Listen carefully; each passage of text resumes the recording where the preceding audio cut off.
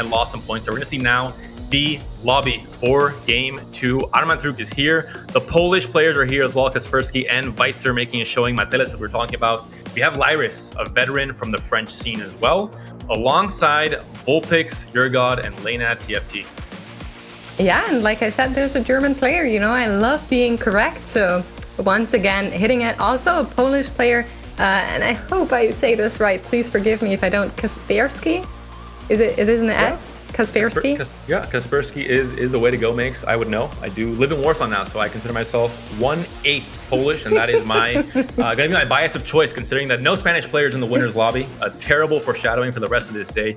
But I'm gonna give you a little bit of a fun fact here. Weiser, he's actually living and the flatmate of Shredden, another very, very good Polish player. Oh, really? So they have a bit of a TFT gamer house going on, and the results are showing. Shredden, of course, also in this GSC. Imagine playing in GSC and your flatmate is also playing in GSC. That's pretty crazy.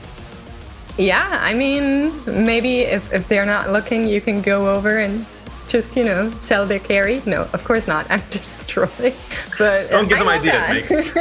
I love that our players are, you know, building these friendships and communities and getting these kind of you know, content creator houses and shared apartments and all of that. Very, very nice. So yeah, we will go into that lobby as soon as all of these players are ready. Maybe chat, let us know who your favorite player out of this lobby is. Of course, these players have won their lobby, so far already a win under their belt. Really curious to see how that goes. And yeah, I'm kind of low-key rooting for Leinadtft. Of course, I have to. But also looking at the French player, Lyyyress, of course, a player that we've seen a lot. Armatruc, you highlighted before. And then an Italian player who we are seeing less and less of. I hope they come back. I loved seeing them in the start of set 6. So Urgod maybe can rep the Italian fame.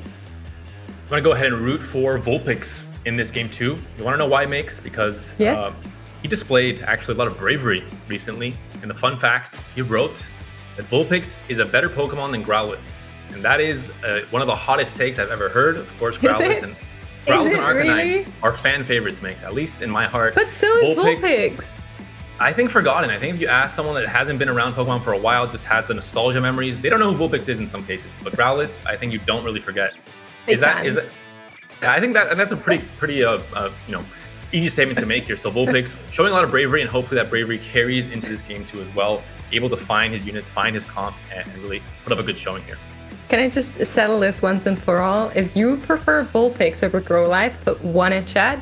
If you prefer it the other way around, put 2 in chat, and we'll see what the vote says. I don't have I'm really curious for this one. I think it's obvious, makes. I'm not sure if you're no.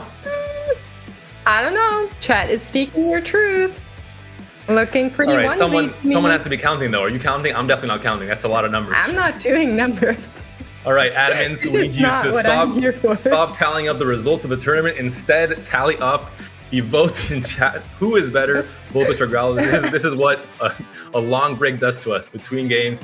We are almost getting ready to go into game 2 though. Is there any comp banks you want to see that we didn't see in game 1? Tempest. All right. Any actual comp that realistically will be played in this game? I don't think we've seen a single Tempest game in the entirety of the competitive circuit. I know, but doesn't that mean that it's finally time? We have also seen very little scale score in 6 comps, and we just saw one. So maybe my prayers are getting hurt, and we will get that Tempest. There has been a teeny tiny buff to Lee Sin, so maybe that makes him viable enough. Of course, it's not that easy to hit that Tempest, but if the stars align once again, we could get it. I'd really like that.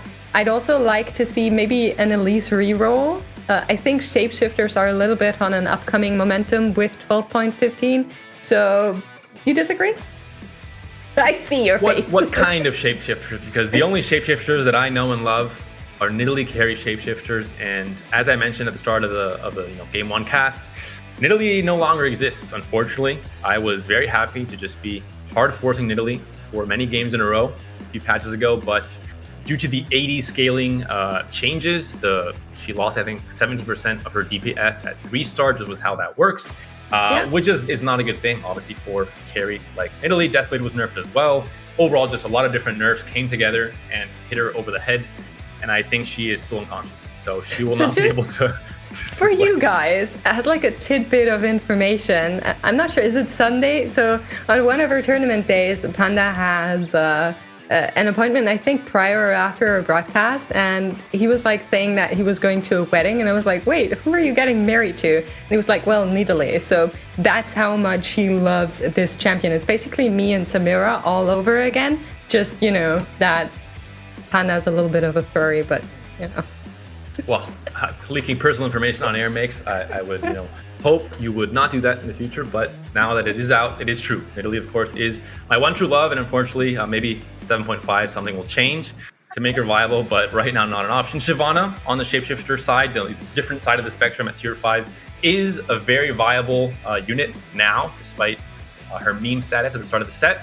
And now we'll definitely be seeing, I think, a lot more Shyvana. And as you mentioned, the least carry can be a thing with both Whispers and Shapeshifters. So that'll be something we did not see at all in game 1, but we can see in this game 2. Exactly. So either kind of with the 6 Whispers or even with Shapeshifters, if you manage to find that Shyvana, I really get that online, a comp that I really, really like in 12.15. So maybe the players like it too, and we'll get it going for us. Of course, it kind of centralizes around finding that Elise pretty early and then maybe finding a Siphon and in the end a Shyvana or something. But I think players can do that, and I think it would definitely be a comp that's maybe a little bit easier to hit in a competitive tournament where everybody's kind of running for the core keys.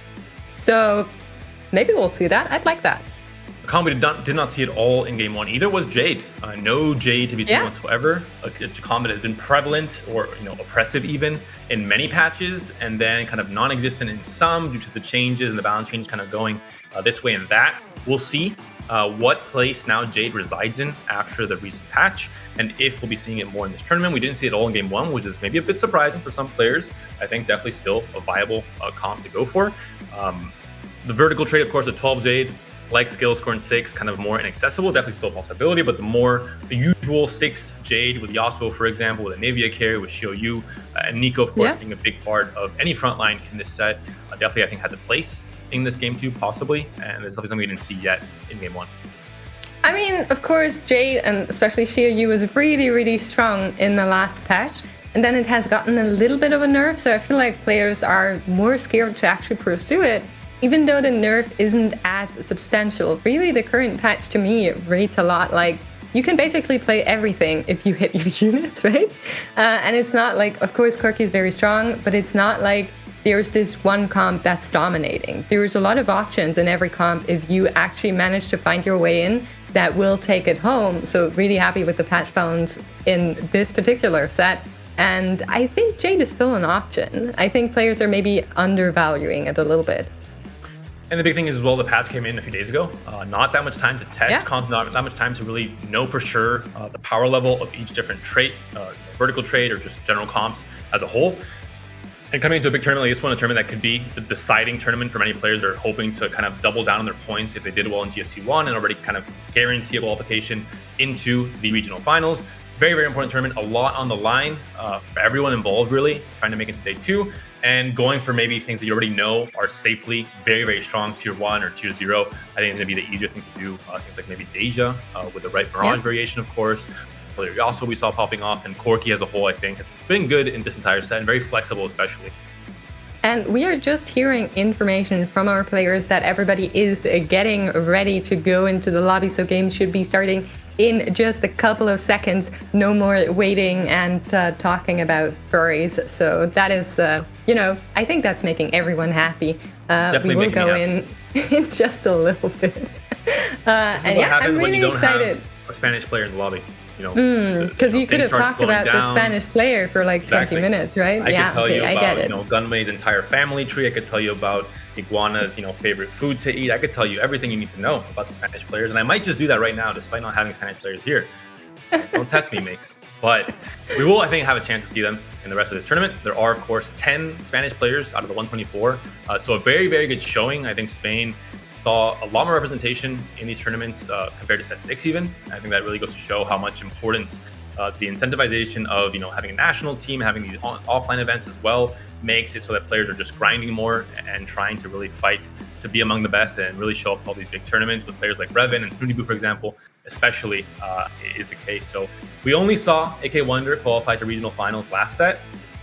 This set, I'm hoping we have at least 5 Spanish players in regional finals. Is that too much to ask, Makes, do you think? No, I think that's pretty perfectly to ask. I think in general, with this Golden Spatula Cup, we've seen a lot of diversity. I think our co-casters were hitting on that in the intro. But I think in general, we can talk about it one more time. Something that really surprised me, Turkey coming in so strong. Of course, in the past tournaments, we have seen Turkish players do really well, but just the sheer number of them qualifying this time around, really great to see them coming into this tournament. Of course, France still dominating. We don't call them Team French Tactics for nothing, you guys. And then Germany and Poland each with 15 players, followed by Spain with 10, followed by Greece. Also, that's a lot surprising more one from the Greece region than we had seen before. And then Italy and Russia both with 5 players. But I want to go to kind of the other side of this graphic and look at the players where we only have 1 from competing. And I think there's a lot of countries in there that maybe we didn't even have in any of the prior tournaments. So really the TFT community growing and kind of getting more and more popular, we're getting more and more regions to participate is something I love seeing. I think we've had all these countries before. Maybe Estonia might be the first time. That's definitely one of the rarer ones we get to see on the big stage. But one thing to clarify for just transparency here, Turkey does have 12 slots qualifying directly from their ladder. So that is why they're maybe the most represented country. Despite Turkey being a very strong region, I definitely think they're among the top 5 or so. Definitely, that's maybe one reason why they're even higher than France, for example, which is, I think, historically considered the strongest country in the EMEA, and for good reason. You know, they have just had the best results when it comes to regional finals, when it comes to world participation as well. But yeah, definitely great to see Tunisia, South Africa really putting kind of the EMEA representation there. It's not just Europe, it's Middle East, it's Africa as well. And players are showing that, you know, are representing and seeing all these different countries. I think it's great to see that the different diversity and how, you know, all these different regions are here trying to prove they're among the best, and they want to make it into day 2 and hopefully into day 3 as well. It is time. Let the game start. We are going into game 2 of today, and we showed you the lobby before, but now we're finally into the game as players are picking up their first items in these PvE rounds. Here we see Vulpix, a player that has competed throughout all of our Rising Legends history. Really excited to see them back. And already a pretty good cannoneer angle. Finds a Tahm Kench, finds the Heimerdinger if he is so inclined to pick it up. Maybe he can find some gold. If he gets item or gold here, maybe not going to be valuing the Senna, despite having a bow on her and despite maybe getting a Senna 2, that could be a good carry for this stage 2. Vulpix doing his best to represent his name here. It's not quite a Pokemon crossover just yet with Riot, but maybe in the future we can hope for those little legends to get that extra flair. But good enough here. And Tahm Kench 2 also good enough, finds the Skarner for Bruiser as well. Didn't find the Heimer in the end, but kept the Senna with the bow as maybe the damage carry here. So great start here for Vulpix. Having a strong frontline, having a 2-star frontline especially, is so important if you want to do well and stabilize yourself in stage 2. Yeah, definitely is going to pick up the Tahm Kench last second though.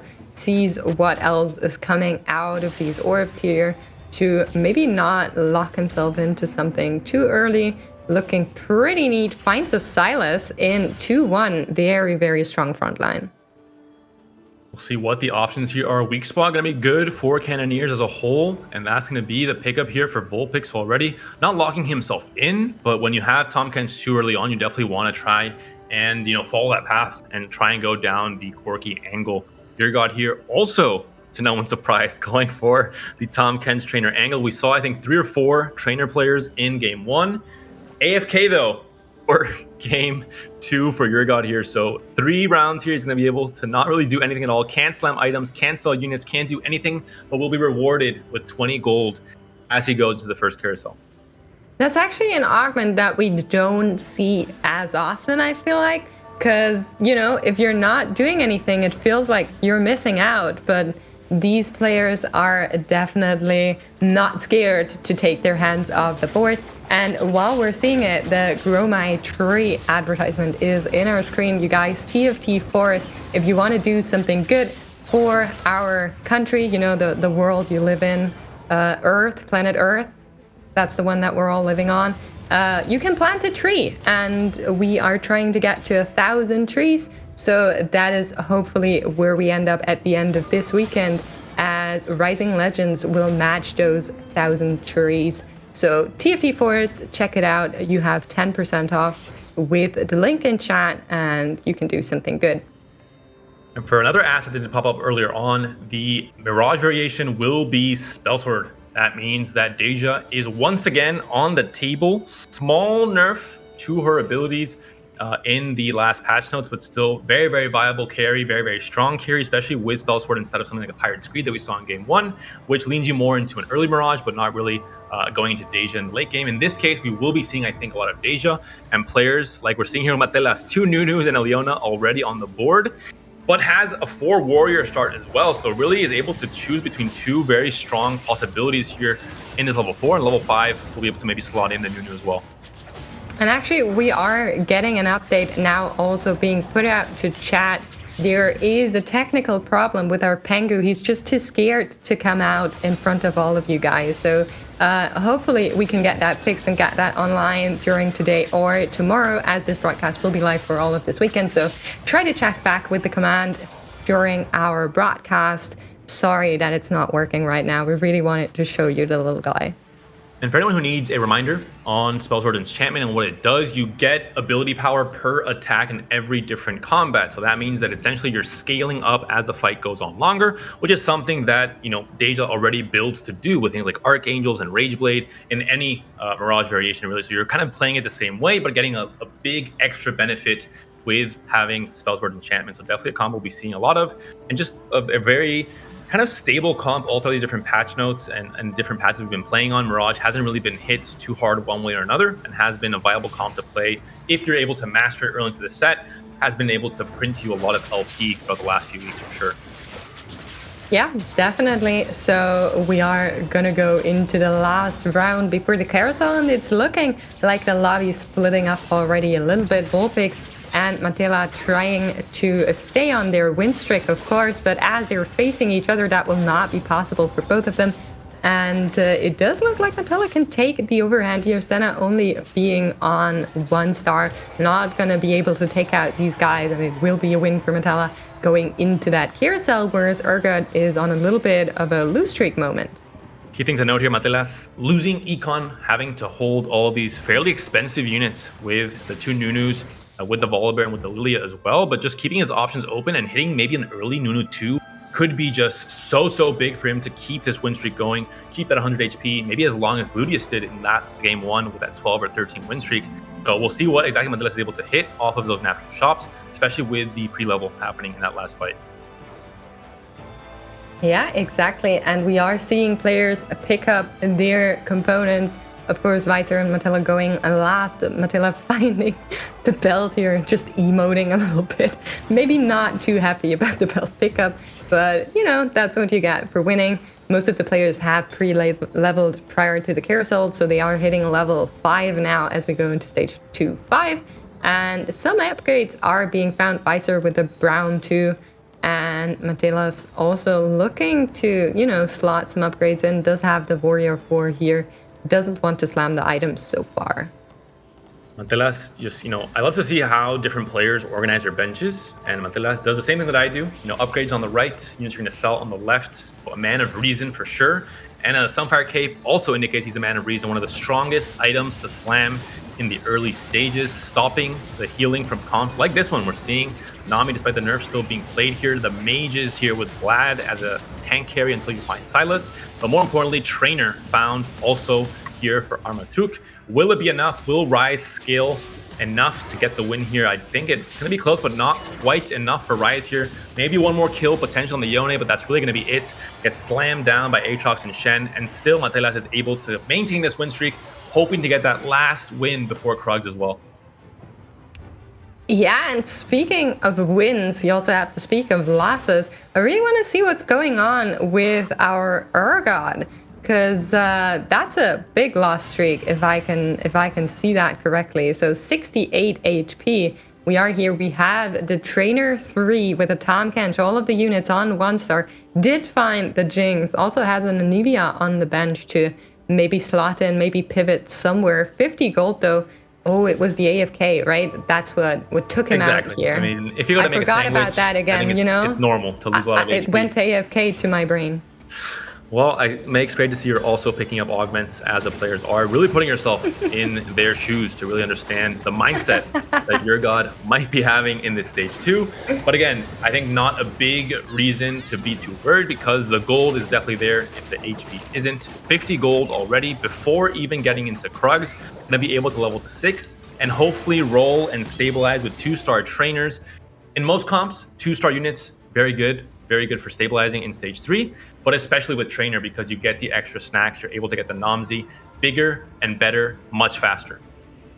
Yeah, exactly. And bigger and better is always bigger and better if you have a giant frog on your board. So that is what he's looking to do as we go into Crooks. And I'm actually really scared. Yeah, gonna level here to make sure he can handle the Crooks, because with all of those 1-stars, that's actually looking pretty scary. But Visor has found an Lyyyress. That is a big pickup on 2-7. Definitely gonna stay pretty stable right now, especially with 5 Shimmer Skill Electro Charge, a good item pickup as well. So the win streak makes sense to me here. This is a strong board going on. We talked about the skill score in vertical. Will we get a chance to see the Shimmer Skill vertical as well this game? We don't yet have the emblems to go along with the current units on the board. It's just really the natural trade being filled up here. But maybe a Shimmer Skill 7 or Shimmer Skill 9, if I dare talk about it right now. I'd love that. So for anybody who's maybe unfamiliar with the Shimmer Scales going into the vertical 7 and 9, it is really, really strong. You're just going to print money, which will allow you to kind of really level early, find all of the units, and it's going to be so nice. So if Visor is able to get that online, it'll definitely be worth to look out for where that ends up. So probably hoping to find some Shimmer Scale emblems, crests in those augments that are coming up after this round. It seems like everyone's playing trainer in this lobby. We're seeing another trainer player here, Leinadtft, as a Senate 2 in the back there, trying to divide the backline on either side, either corner. And that's maybe a good thing against Assassins. And in this case, not going to be the best, though. Tristana has been taken down. Jinx as well. Senna stays alive, able to dish out some extra DPS. Will it be enough with... is it going to be enough here with... I mean, it's going to be close, but I think Braum 2-star with some fire already, and especially Electro Charge, allowing your big beefy frontline that doesn't do anything usually other than stall, able to now essentially deal damage with Electro Charge as well. I think that's why Visor's having such a great stage 2. Yeah, I mean, to be fair, we always meme about re-rolling Aatrox, not necessarily what's going on, but the Aatrox 2 just able to do a little bit of additional damage while the Idas is just not going down. But let's see what we're getting here. This could potentially be a reroll if we're really looking for a tome or, something Shimmer Scaly, but could also be just an item. Could just be second wind. If you're win streaking, you want to keep that board strength flowing, and when you have the shielding from the Guardians, the extra HP coming in just makes it that much more effective to make sure you're able to reproc those shields and reproc that ult on Braum especially, and keep that damage from some fire and electro charge active as long as possible. So I think this makes sense when you have a lot of HP to work with. Things like second wind and electro charge work well separately, but even more so together. Yeah, definitely. So we are gonna have a look at what everybody else is up to right now. Visor on the top of the lobby here, gonna face against Kaspersky, who has found a Corki on 3-2 with a bow. I do want to say that's a pretty strong unit. However, open to that Kane, just gonna slice through him, won't be able to dish out the damage that you probably wanted that Corki to do, as everything else on the board of Kaspersky is looking a little bit Jade-like. Probably hasn't found the units yet and will go into a pivot. Visor finds the win here. On the other side of the lobby, players are struggling a little bit with their HP. Armatruc and Kaspersky, as well as Urgod and Lyyyress and Leinadtft, everybody down to a 70 something. And I'm curious to see where these guys end up as we go into stages 4 soon-ish.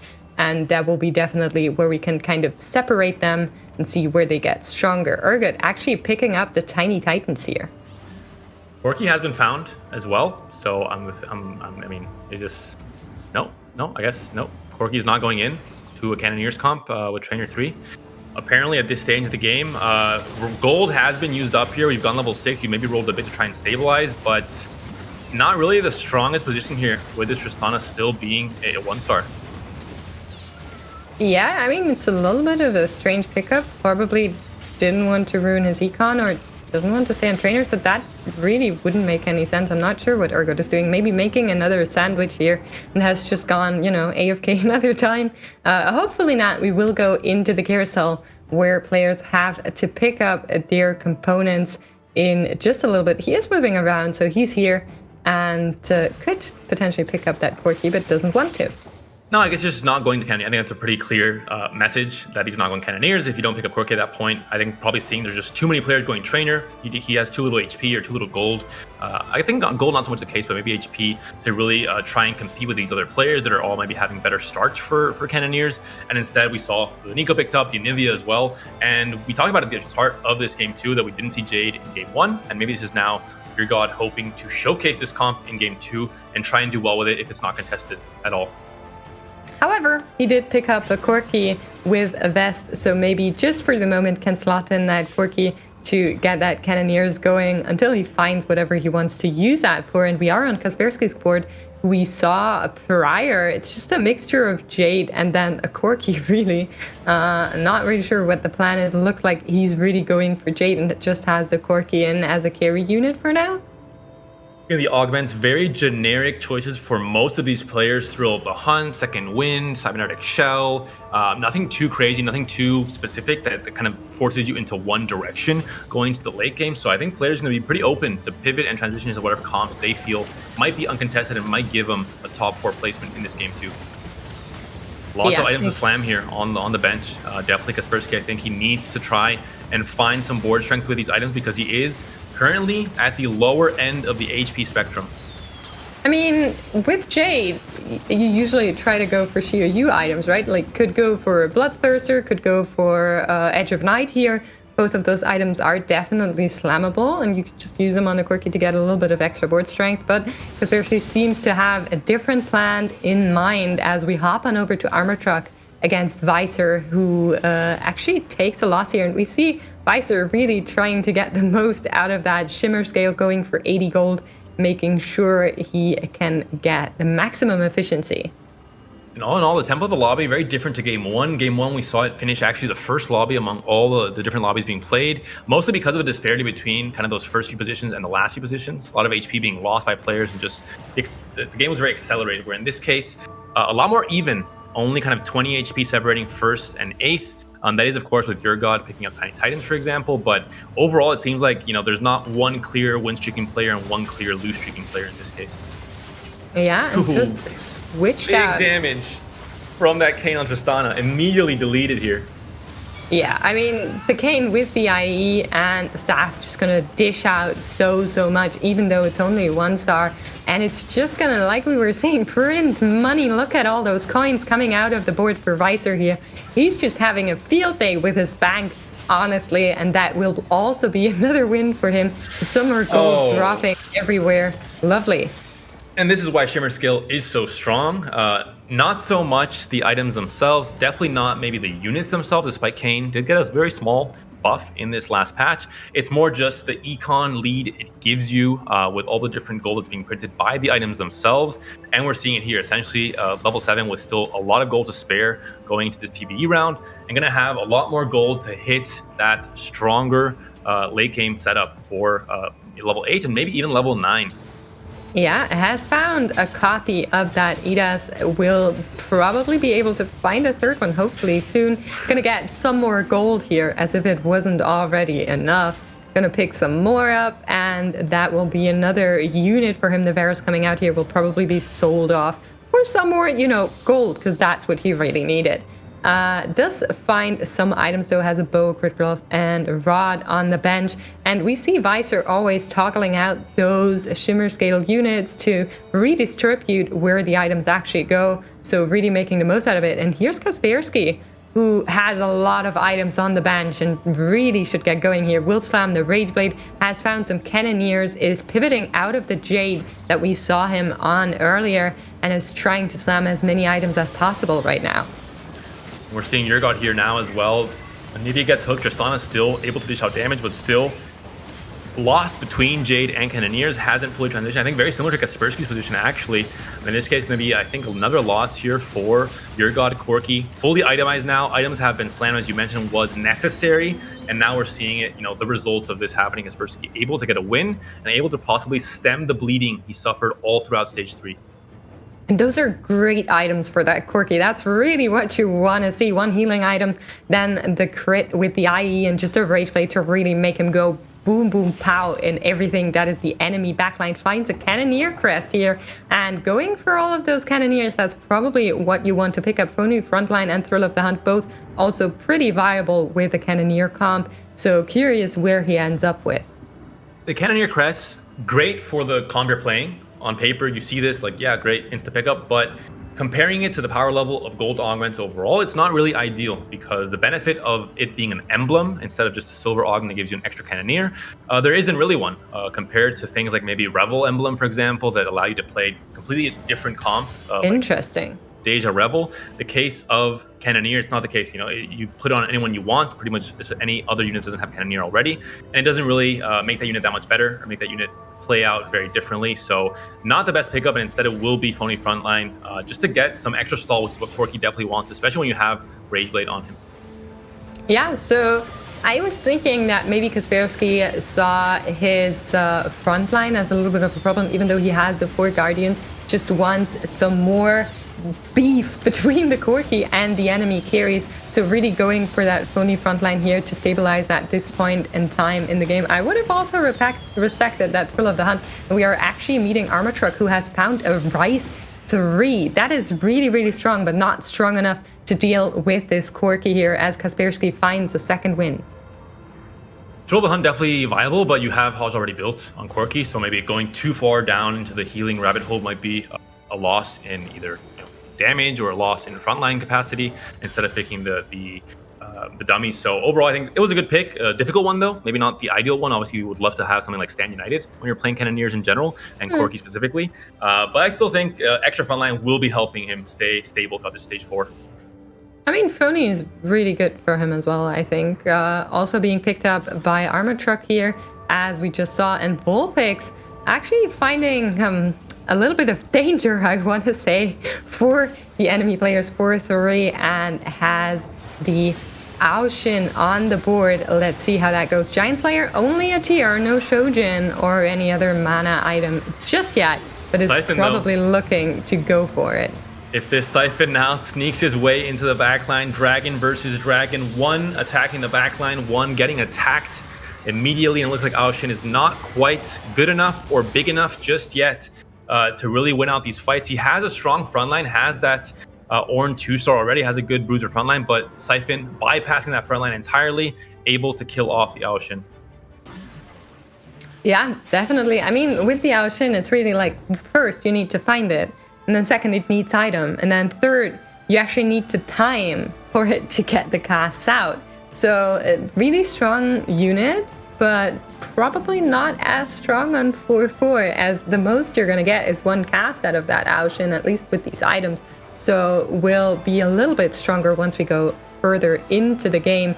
But we are seeing Lynette and also Lyyyress on fire there, and I'm curious to see what they're on before it's going to be scary for some of our players as we go into the Treasure Drake area, where usually the first players are going to get knocked out. We see some of them hitting that level 8, but yeah, I want to see what Lynette and Lyyyress are on.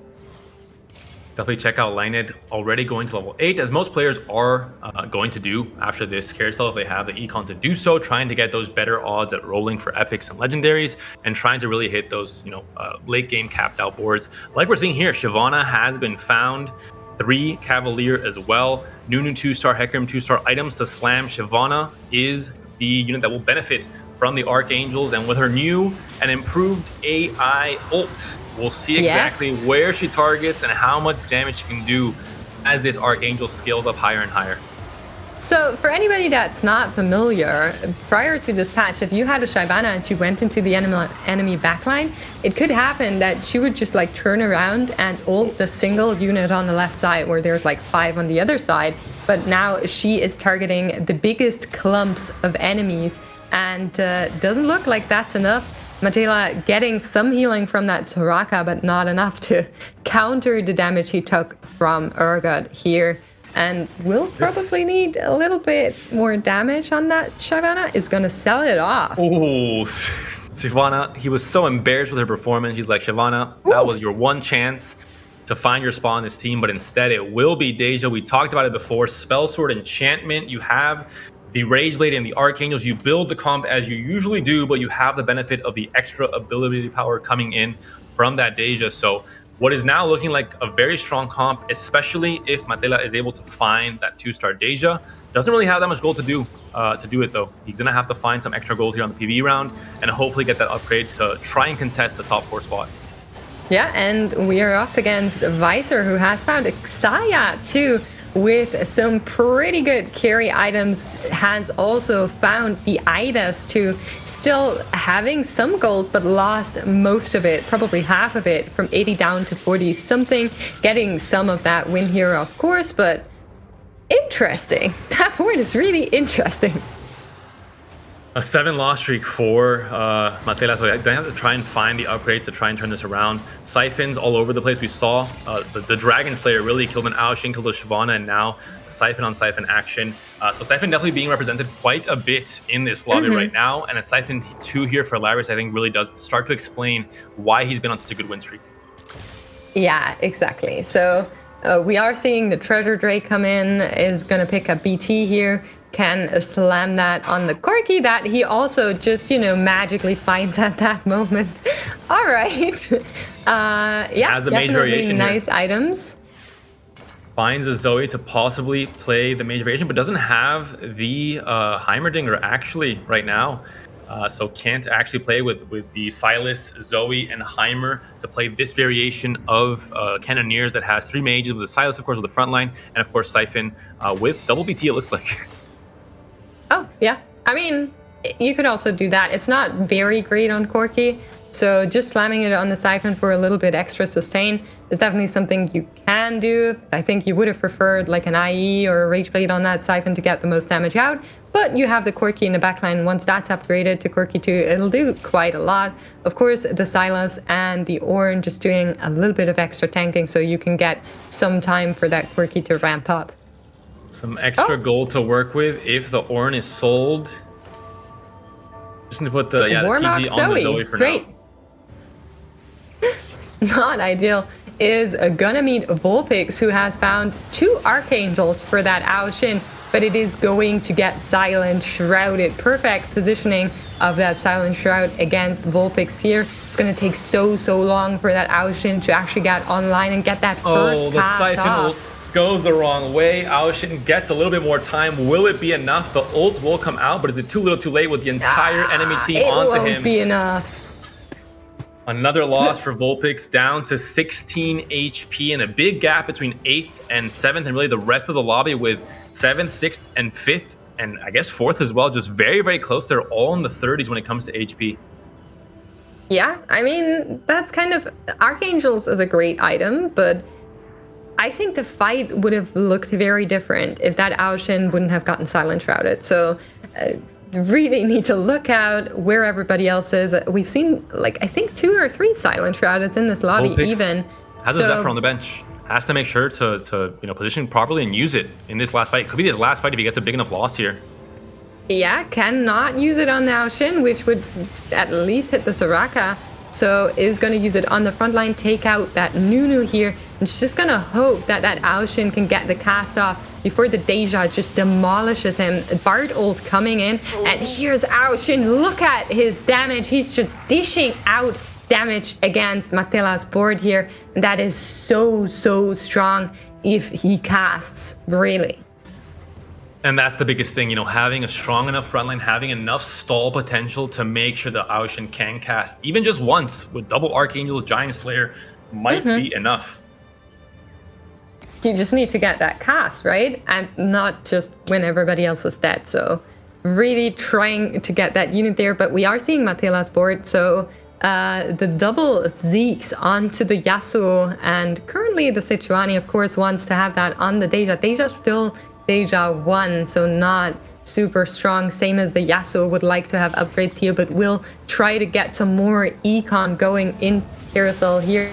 Tries to live going into this round as he fights against Lyyyress. Lyyyress with double BT Siphon. Just look at the damage this dragon has. Corki in the backline dishing out, but Deja takes him out. This is big damage that she's doing, and now she's ramping up with the Rage Blade, just taking everything out. This will be a win for Matelas. And the sidestep on the Zoe ult as well. This Deja, despite being a Deja 1, seems to have cracked Challenger AI, and maybe it'll be enough to give Matelas a few more placement positions in this lobby. As we're seeing it looking so close at the bottom end here, the biggest thing for Matelas, if he's able to find the Deja 2, that would just be almost a guaranteed top 4, I think, with how strong Spell Sword can be with a 6 Mirage comp. There is a Shimmer Scale item in this carousel. I'm curious to see if Visor... No, actually, Visor has already picked up the Frozen Heart. All right. A lot of we should emblems. check back in with him. He has fallen. A lot of emblems being offered here. A few, like Ragewing, maybe not as ideal as others, but Shimmer Skill was finally picked up by Kaspersky, actually, in this case, with the Lulu. And we'll see what some of these other boards near the middle look like, because we haven't been able to see pretty much, you know, some of the players that you know, like Kaspersky, we haven't seen too much of throughout stage 4. He was, of course, going trainers. He has found the Bard 2. He's still going with that Guardian frontline and the frontline, the dummies as well. So seems to be doing well enough right now, sticking around the middle of the pack. And this is Armatruc now with the Ryze 3, the Nami 3, the Nico just for very good frontline here. 5 mages, trying to stall out as much as possible for this Ryze to naturally scale and delete as many units as possible, one by one.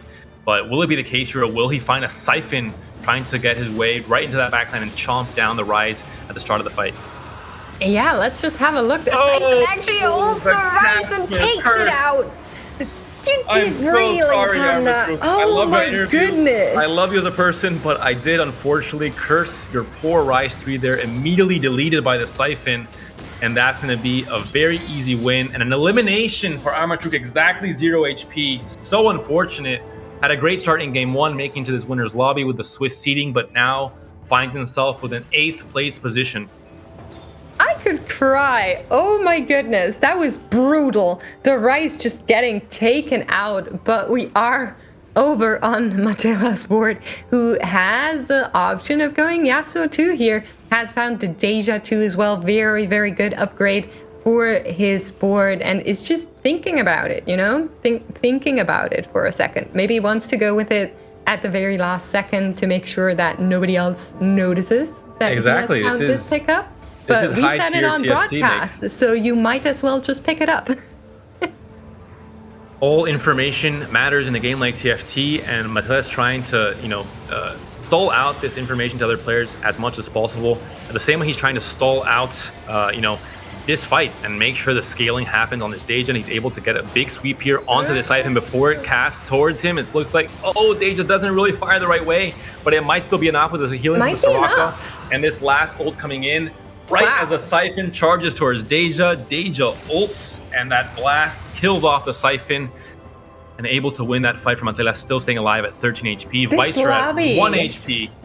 This lobby is so wild. Finds the Ocean too in the store naturally, but just, ooh, the turns are turning. Everybody's just winning by a hair. It seems like Visor down on 1 HP, like you were saying, but he's not the only one that's looking like they could be a little bit in trouble. 13 HP for Matelas, 13 HP for Vulpix, and 17 for Lyyyress. All of these players are looking to make their way into the top 4, as we are picking up some extra items from the Treasure Goblin. Just a chance makes. Will Twitch, our favorite rat, finally get an item? Will he finally, for all the hard work he's done, buffing up the team? Well, oh my god, that's a Xayah 3. Oh my No God, way. we've been distracted by Twitch getting Runans, but really, Xayah 3 is going to be the star of this show. Although, Makes, I don't want to get too excited because this is sometimes one of the least performing 3-star forecast in the set. Sometimes can be extremely disappointing in how you're able I to mean, somehow. it was the best possible thing that could happen to Visor here. I don't think there's anything else you would have wished for if you were I'm just in saying, his I'm getting you shoes. ready. This might still be a top 7 with Xayah 3. He does have 2 frozen hearts, one on the talon, so hopefully he can take out some enemy backlines. Xayah's getting thrash hooked, but let's see what he does. Gonna get stunned by the Zona, gonna get stunned by the Bard ult, but she will drag her feathers back and dish out that damage, trying to really disintegrate the enemy units here one more time. And she takes out the Corki, and he finds a win with 1 HP against Kaspersky. Polish action. Vulpix gets taken down. Growlithe seems to be the better Pokemon in this lobby, at least. Visor still surviving at 1 HP. Both Polish players currently 6th and 5th in the standings. Matelas, I think, is going to be a guarantee in the top 4, simply because he was able to hit that Deja 2 and that Yasuo 2 at the end of stage 5. And the Siphon players, I still think, doing very well. We're seeing Lyyyress now at 17 HP, has lost a little bit, but Urgod and Leinadtft still pretty healthy at 41 and 28 respectively. Yeah, Vulpix sadly taking 7th place here. I really want to see what Visor's comp is doing. I'm just, that Xayah, wow. Yeah, we are on Lyyyress' board for now. Has that Corki and the super tanky Siphon. Let's see who he meets up against. It's going to be Urgod. And we will see where this goes. The Zona in the backline, pretty scary with the Morello, but just look at the amount of silent shrouds coming out. 2, 3 has Lyyyress on his board. Will it be enough for this Corki to actually do some damage? Siphon charging into the backline, and I don't think this Corki can do anything. Getting blessed by Siphon targeting. Siphon's going to charge away, but the enemy Zona is going to finish this for him here, and Lyyyress will take a loss. I don't think there's any way he's going to get out of this, and he will get taken out. He was doing so well. He was among our top 2.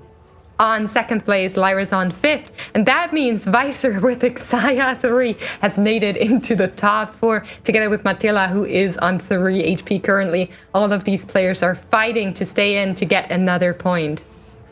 Not just that, but 1 Siphon being taken down is very good news for Visor as well with that Xayah. Definitely just a fight that can go in the wrong way if Siphon targets that Xayah right away, which is why Visor is playing musical chairs with this Xayah in that back row, making sure, keeping everyone on their toes, especially the Siphon players that are trying to snipe the positioning for these final fights. I mean, you really have to. So let's see what that Xayah can do. She's gonna get blessed and not getting hit by this Orin ult as she dishes out the damage. The Raid Blade is stacking up. She's gonna get stunned by the Zona, but it won't be enough. She's gonna get a big chunk of damage against Leinadtft's comp, and he'll find the win. Matelas and Urgod are still fighting. This could be the end of Matelas, but Matelas finds a win with this Deja.